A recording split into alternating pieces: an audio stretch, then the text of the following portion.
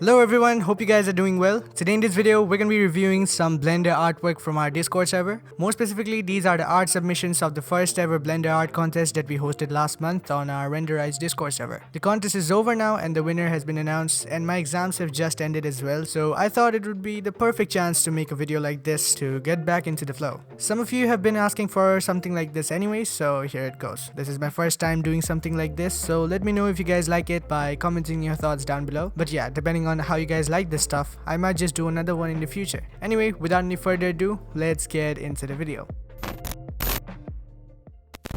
I want to start off with the winning submission by YuiNukey. This is what he created for the topic floating for the contest. Here I have his raw render and the post-process image for a better insight. He also made an animation to show off the scene, and we'll be taking a look at that in a while as well. I had a chat with him and got to know that he wanted to depict a sacred place above the clouds with these islands. I think he got that look spot on, and even he added these clouds underneath, which I think looks pretty cool. It's a pretty stylish scene which is pretty pleasing to look at. If we start off with the major details, I think the composition here is really well done. He went for a center framing with the shrine as the focus in the middle. The characters are looking straight at the temple as well, making the composition even stronger. Whenever there are characters in the scene looking at something particular, our eyes are always drawn towards that subject. You can see this trick being used in films very commonly, and the characters themselves act as secondary subjects too. So great job on the composition. If I start nitpicking a little bit, I'd say that the sky in the background could have used more work. Somehow the scene feels a bit claustrophobic, and I think part of the reason is the huge rocks in the background. They're too conveniently placed and almost look like a barrier to contain all of these islands. Can't say much about the placement of the islands, but some of them,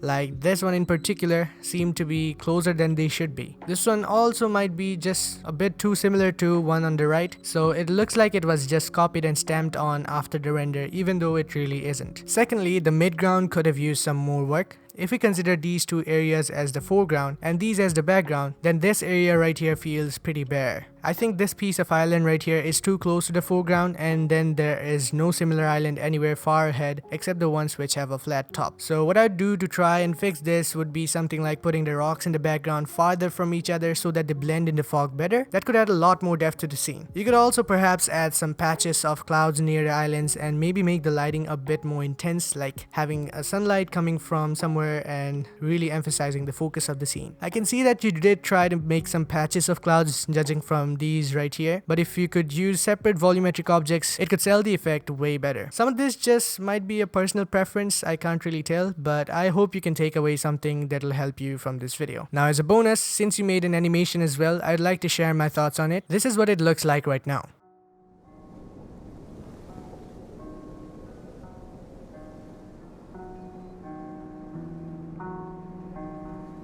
It seems there's a lot of wind involved in the scene, judging from the intensity of the movement of the human character's clothes and his headband, but everything else in the scene is stagnant. What I mean is that you could have tried something like animating the clouds so that it feels more lively, especially with the wind blowing. Another thing that you could have tried to make this even more immersive is to animate the camera so that it very slowly moves into the scene a little bit. You don't really need to do it in Blender, you could also do it in the editing stage. That would look something like this.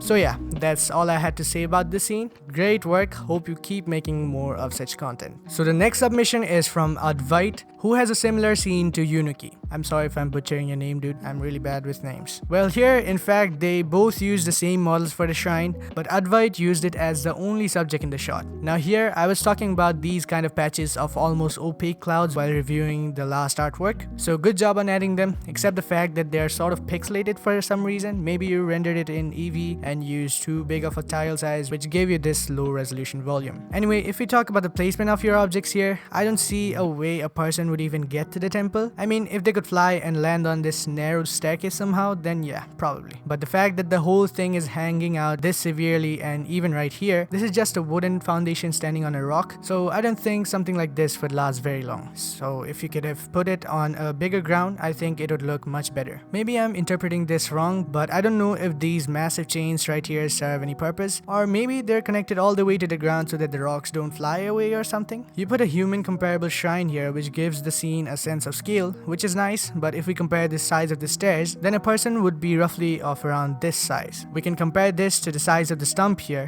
or even the chains, and you'd realize that these objects are enormous, which makes even the shrine look like a miniature model. What I would suggest you do is spread out some of the objects and lay them a bit less chaotically. I also wish that the clouds were a bit smaller than this, judging from how big your scene actually is. You might also need to work on the story you're trying to convey. It might just be me, but I think the story deserves more attention. Overall, this is again a really good artwork. Just keep those things in mind while you're working on your next one, and I'd also highly recommend following some kind of references while making a scene. Pay attention to the scale of your scene and have the objects that complement each other. This was the artwork I made for the first contest I entered more than a year ago, and even though I was originally planning to add characters, I didn't, and as a result, you couldn't really tell the size of these mountains and this portal right here. So yeah, that's all I had to say about this one. Let's move on to the next one. This submission is from Khevan, and it's a similar concept of floating islands as the previous two submissions. I quite like this one because of its simplicity. There are these tiny floating islands with a sword in the middle one, which the character who is also floating is trying to reach. Very simple, gives a clear message. Again, sort of a center composition with the character and the sword leading into each other. This ring right here also kind of helps give the island a bit of attention, I guess, and it just looks cool. Some things I noticed, however, you might have tried using a fake light to add these highlights on the character, which can't really be seen anywhere else properly. The overall lighting itself can be improved. As of now, it looks quite flat. Judging by the highlights on the rest of the objects, it seems like the sunlight is coming from the left side here. This scene could have used a stronger key light and less of a flat environment lighting. The world lighting is filling in a lot of these shadows, which could be useful for figuring out the exact shape of the object, especially at the bottom of this middle island. And for this ring right here, if you really must use it, try changing the color to a warm one so that it contrasts everything better. Other than that, there's nothing much that needs too much attention. Nice work. Let's move on to the next one. Next are these submissions from Bharadwaj. The first one is this fish looking thing. He humanized it and made it into this character, which is really cool. But for some reason, and maybe this is because of the distance of the depth of field he used on his camera, everything is quite blurry, especially the fish, which is the main subject, so that should have been a bit more crisp and clear to display all of the details. The models are well made. My only critique is the lighting and also the color scheme to some degree. I'm bad with colors myself, so I can't really tell you exactly what you need to change here, but I think the background here is really distracting with its split tone palette. A plain monotone background would have been more appropriate. The lighting again is pretty flat. In my opinion, what it needs is a bit of separation, like maybe having a strong key light coming from the front and not having too much of this diffuse cloudy environment lighting. His second submission is really awesome. It has a couple of these jellyfish floating around what looks like space instead of water. I'd highly recommend having some clues about the environment in your scenes by introducing some atmosphere into it. You can also use volumetrics to easily get that effect. This greenish blue dots that you have all over your scene are kind of distracting, so you could try turning them down a bit or put them strategically closer or farther from the camera to have different sizes. I can see that you have done that in small amounts, but these right here are almost the same size with the same kind of fall off, so I'm assuming that they are pretty close to the camera. Anyway, good job.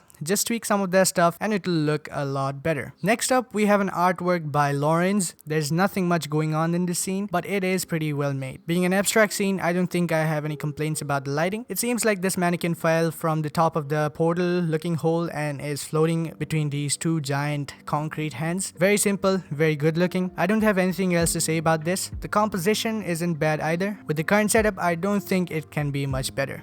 Next is a submission by DingDong-DonTon with again this abstract sci-fi looking scene. I really like the fact that you put this glowing circle in the middle with these pillars to crop the frame, emphasizing what's in the center of the shot. I'm surprised to see how many people actually went for a center composition in their work. You all managed to pull it off very well. My only critique here would be that you tweaked the cloth that's being carried by this character. I showed this to a friend and my sister and they both didn't recognize that there was a character at first glance. Tweaking the shape of the cloth to look more natural could help with that, I think. Moving on, we have two submissions from Raiden. The first one was in fact the first submission of the contest, which has these floating rocks with a dude posing as if he's holding the moon. I wish you would put a bit more effort into it than making it completely silhouette with a pink sky. The idea was pretty cool and I would love for this to be a full scene. His next submission is super realistic, with a boat in what looks like a lake. The lighting, the water, the background landscape looks gorgeous and pretty realistic. Honestly, Honestly, this could have been super good if he had a clear subject, like a guy rowing the boat to reach a certain destination or something. That alone would have added a lot more depth and story to this artwork. Now we have another boat scene by Diliban. I really like the effort you put into making this boat. It looks quite nice. It looks like you're using Eevee for this and didn't bake any indirect lighting, which explains a lot of those missing light bounces on a lot of areas in the scene, leading to pitch black areas. You also use planes to create the fog on top of the mountains, which is a great technique, but you have to make sure that you hide that nasty seam somehow. Honestly, this scene could use a lot of work, but considering you're just a beginner, it's a great job. Keep it up. I know that you'll get a lot better at this.